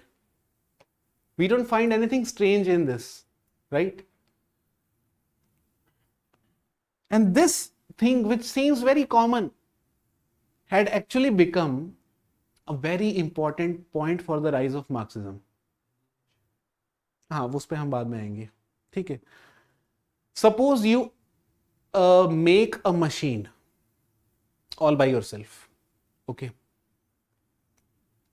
Now, imagine this machine that is made by you, you are not owner of this machine. You made it for someone. That someone is owner of the factory in which you are making this machine. You cannot be called as owner of this machine. Owner is the boss. Okay. Just think like this. If I were to simplify this in a very simple language, I would simply say that man in village was owner of papad or achar. This man, the same man in city, is not owner of BMW. He is simply making nuts of BMW. The owner of BMW is that company's owner. Okay. He does not own it. He is simply working here for someone who owns the company. Although he is working here, he was working there. But when he was working there, he was owner. When he is working here, he is worker, not owner. Simple. Okay. To keep it very simple, it is just that only. Nothing else. What Marx used to believe that since he is making it, why he should not be owner? Very simple question raised by him. Very simple question. Right? When I'm making something, why should I not be owner? Very simple question. The simple questions changed many things in this world. Okay. I'll come back to that question some other day. And this was all about it. Okay.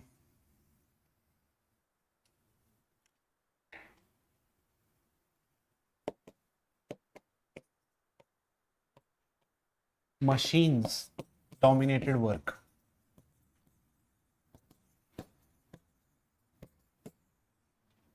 In factory, you see machines more than individuals. Okay. Machine here implies everything. Machines dominated work. Now imagine, at the lowermost section in the factory, you see few people who are doing unskilled work, right? Unskilled work. If you were to give me one example of unskilled work, what would that be? One example. Cleaning the floor in the factory is unskilled work, right? Coding is not unskilled, it is skilled. Now, whatever was unskilled gradually was replaced by machines. Why unskilled work was easily replaceable by machines? Why? Because no thinking is required. So now you have automatic machines wiping the floor. Here even in Delhi, we have an area called as NDMC, New Delhi Municipal Corporation. You would see a vehicle coming every day with some, every Wednesday. Every railway station have that machine. Earlier, what today that machine is doing, earlier 100 people were doing. So it was like a job to them. They had something to do to earn money. Now machine have come in to replace them. Now they are jobless. And this happens. This is inevitable. Every time when machine comes in, 100 people lose jobs. One nut is made, 100 people lost their jobs. What today ATMs are doing, ATMs, was being done by cashiers. We had millions of cashiers in this world. Now we have thousands of machines, ATMs, or even more than that. Okay.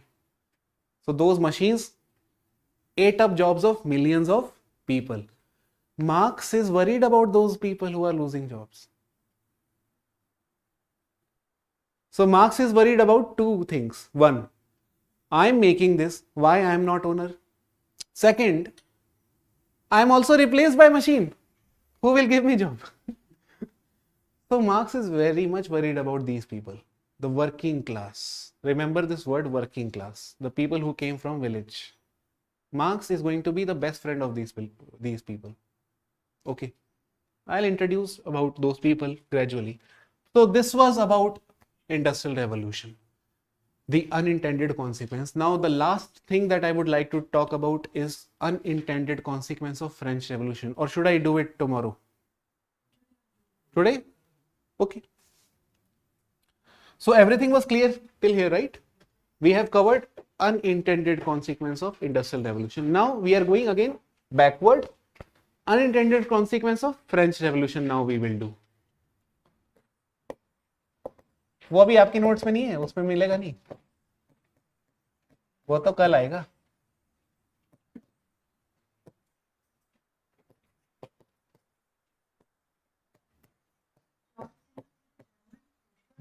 Yes.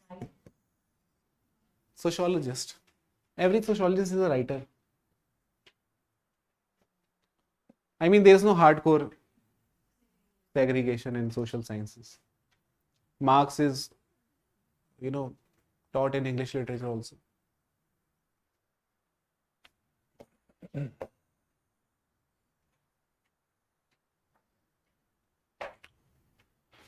What were the unintended consequences of French Revolution? It was very easy to say, king should not rule us. There is no logic in king ruling us. We saw revolution. Revolution simply meant king was overthrown by the third estate. Now we had National Assembly replacing this estate system. Estate system was replaced by, due to French Revolution, was replaced by National Assembly.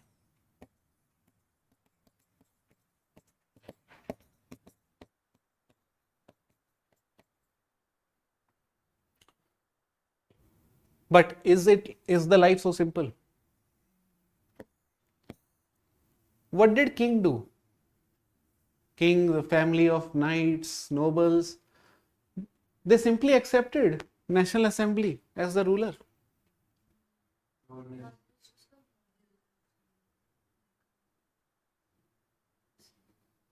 See, they resisted, of course, they resisted. But their resistance did not matter because these people had numbers. Third estate people had numbers. They were revolutionary class. They were determined to bring this change. They had enough. They decided to overthrow kings on all those people, clergy, etc. because these people had numbers. But life is not so simple. They were very avengeful. They wanted to avenge all the exploitation and oppression they had to go through all those years, thousands of years. They had to bear the burden of all those kings and clergies. So they decided, we will kill all those people now. Now France is ours. We will dictate the norms. Let us finish the king. What will he do now? He cannot do anything. They decided to execute the family of king. They decided to execute everyone related to king and clergy, one by one, in front of all the people. The same thing which king used to do openly to one of these people. Now they started doing the same thing to the kings. And this was called as a reign of terror. It was literally terror. The word terrorism is coming from French Revolution. Okay. And who were the original terrorists?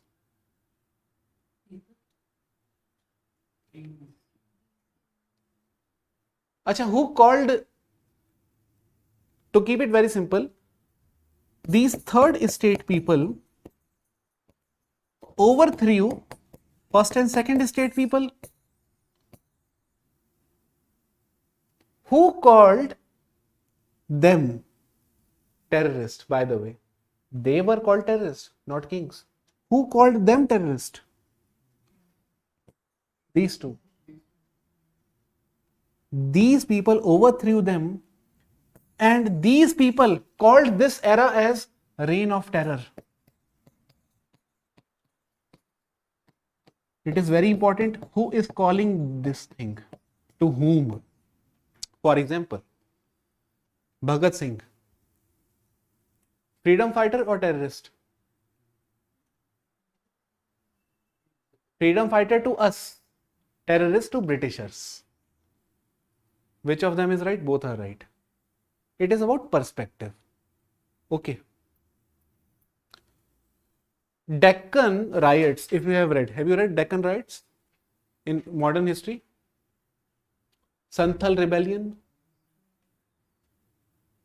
Read? It was rebellion. Who would call it rebellion? Britishers would call it rebellion. For Santhals, it was not rebellion. For Santhals, it was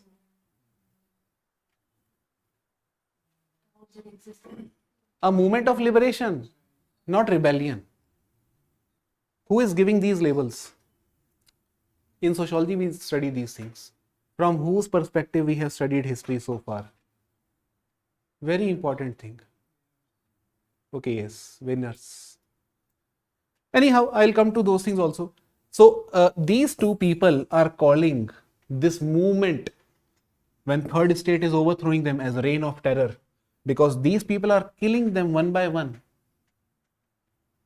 So, the people who brought change were called as terrorists for the first time in this life. Today, we do not call a terrorist someone who is trying to bring change. Today, the meaning of terrorist has changed. It has even assumed a religious color. It has even assumed religious color. We often associate terrorism with one specific religious group. The meaning has completely changed. The discourse of terrorism has changed altogether in this 300, 400 years. Something that we read in sociology. Okay. Anyhow. So, what I wanted to point out was that when third estate killed them one by one, it was all chaos. All chaos in France. Complete social disorder. Social, no norms, no rules, no regulation. Anybody is free to do anything because king is no longer there. And National Assembly had not yet even properly established. It is complete gap that French society saw. Just think like this, that Prime Minister is dead. No new Prime Minister is there. For this interim period, country is going through crisis. Something that was happening in Pakistan of lately. He's not dead, by the way, but I mean, almost similar case. Okay. So, ultimately, I would say the unintended consequence of French Revolution was, what would I say? I would say social disorder.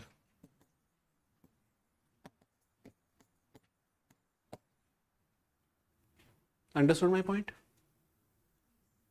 Social disorder. Okay.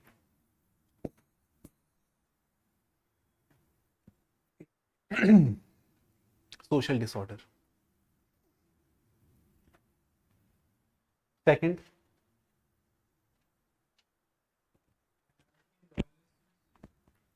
that comes under social disorder only, but still we will write it as anarchy,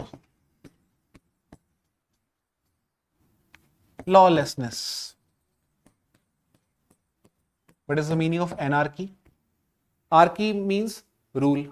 Monarchy means rule by one. Anarchy means rule by none. Okay. Lawlessness. Third, unintended consequence of French Revolution. People started coming up with okay, we need to make some Mobilization of people, mobilization of masses. resource crunch. Mobilization of people.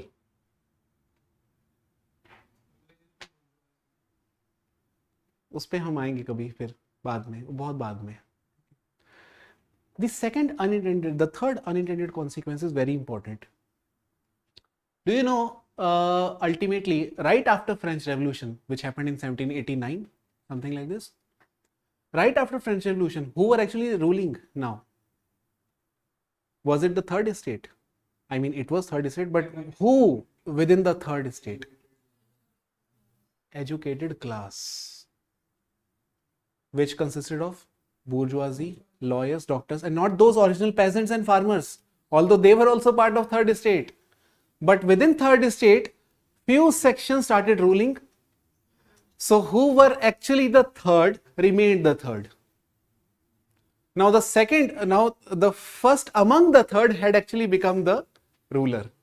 So it seemed like, no, it was a revolution, but no, it was status quo.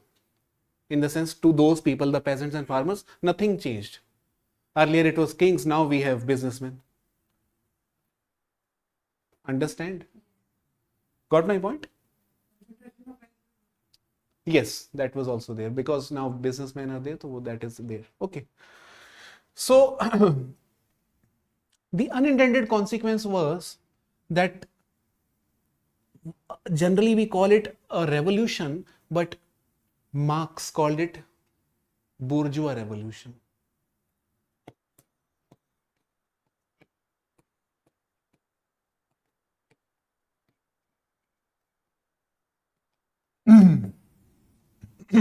Bourgeois revolution. Earlier, kings used to rule over us. Us matlab peasants and farmers. On behalf of peasants and farmers, I am speaking. Earlier, kings used to rule over us. Now, businessmen are ruling over us. That means earlier we had elites. Now also we have elites. One elite replaced by another elite. This is known as circulation of elite. समझ गए?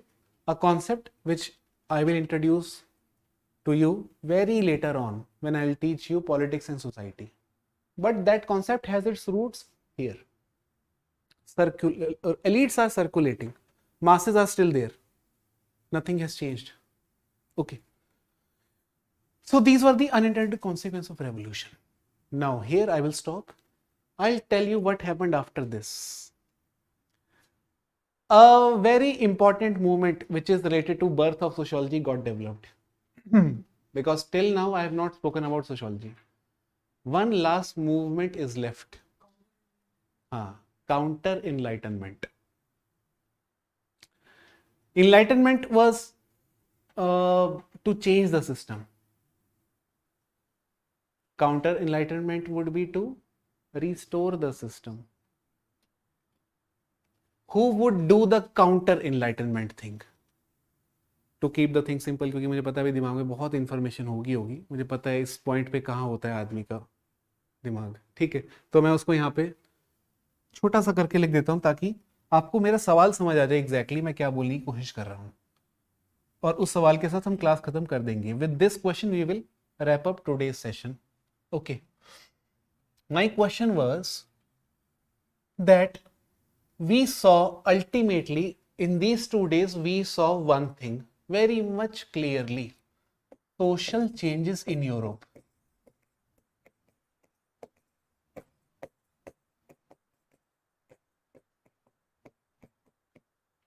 We started our journey with Renaissance.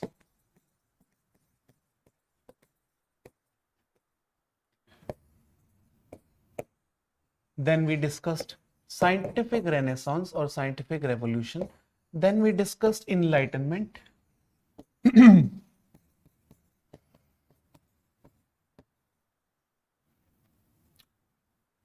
Then we discussed with Enlightenment, French Revolution, right? The last thing that we are now going to discuss would be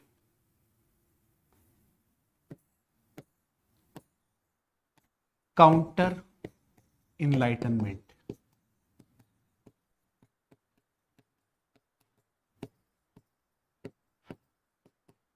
which is a very important movement, extremely important, because in counter enlightenment you see many ideologies. Okay, scientific revolution, industrial revolution, very much interlinked. Enlightenment, French Revolution, very much interlinked.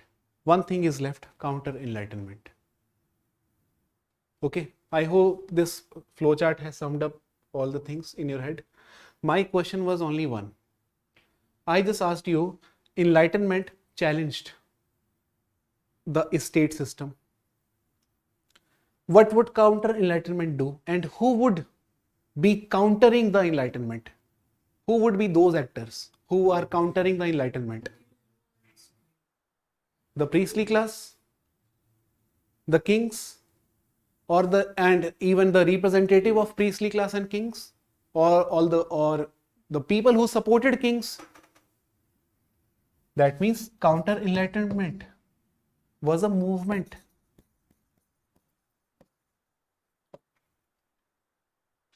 by supporters of clergy, nobility,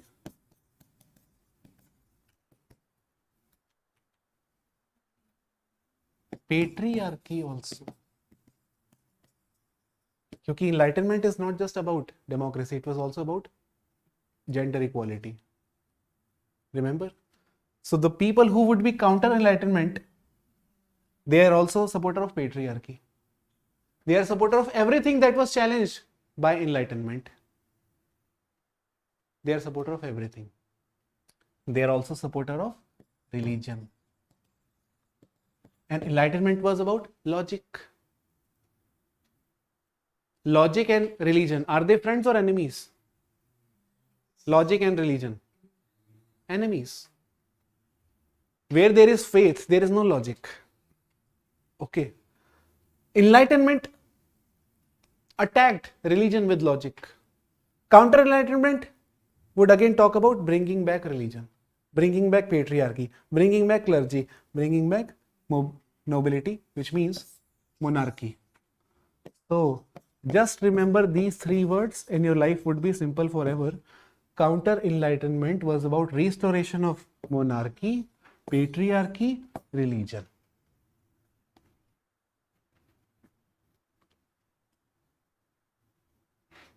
Okay.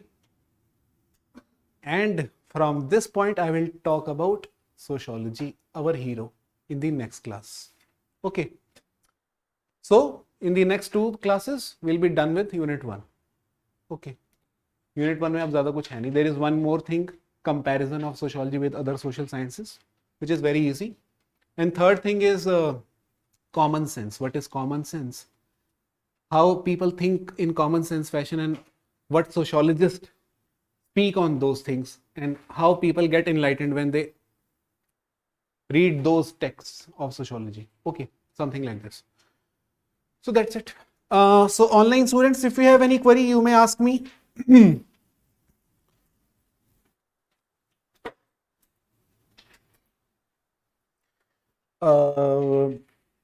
Aishwarya, totalitarian tendencies. Community principles triumph the individual interests. This was, sorry Aishwarya, this was in the context of, I really missed out the context.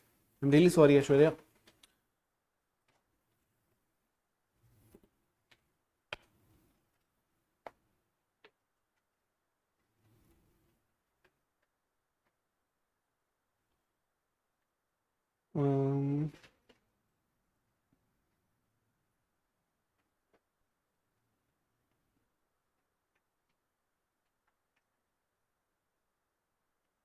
Okay. So yeah. These notes would be available on the portal also, and here in this YouTube link also we are uploading this link. Okay, notes wala. Tomorrow we'll start with origin of sociology, which is the main topic, counter enlightenment, and few things that we take for granted, like conservatives, liberals. We often use these words. Origin of these words in French Revolution, Enlightenment, all those. I'll talk about those things now. Okay. Okay then. Thank you.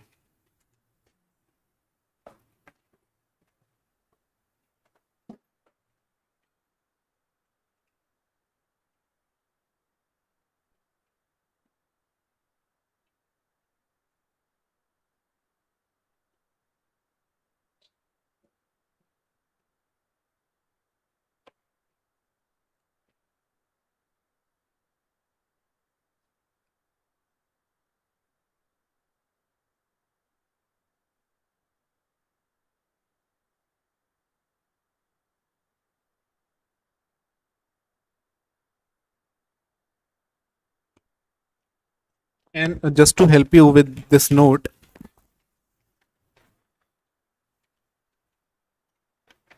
the first page is about Renaissance. Third page is about scientific revolution. Something that you will figure out by yourself also.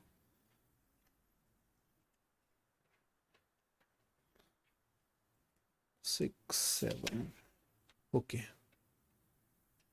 If possible, try to read these 7-8 pages today and then come tomorrow. It will help you to quickly revise everything that whatever we have read so far.